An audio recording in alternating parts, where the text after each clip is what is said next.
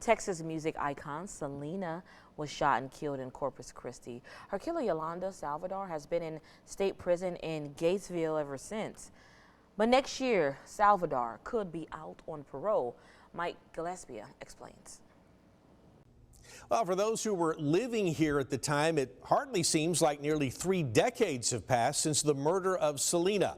The subsequent movies, documentaries, and tributes have helped to keep it fresh in our minds. And now another chapter is about to be written.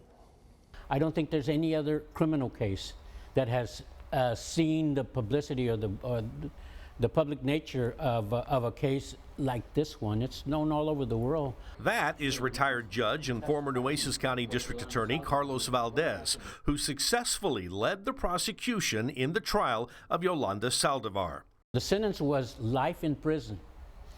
And back then, life in prison in a first-degree felony, which is what this was, meant that a person who's convicted and sentenced to life has to serve 30 calendar years before they're eligible to request parole. According to the Texas Department of Criminal Justice website, that 30-year stretch is up on March 30th, 2025.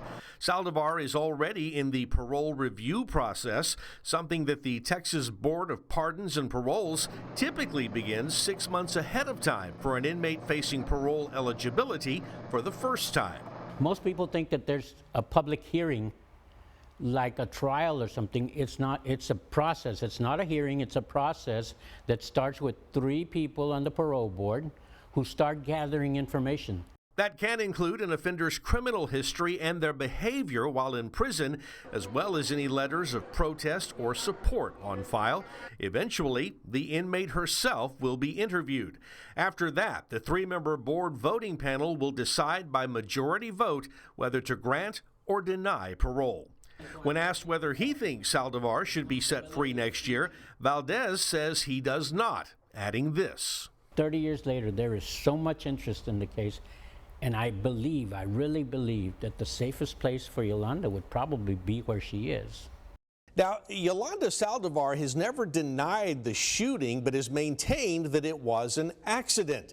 Judge Valdez tells me that it is still his belief that the evidence says it was intentional. Selena's father, Abraham Quintanilla, says he has not been contacted by the Texas Board of Pardons and Paroles regarding Saldivar's case.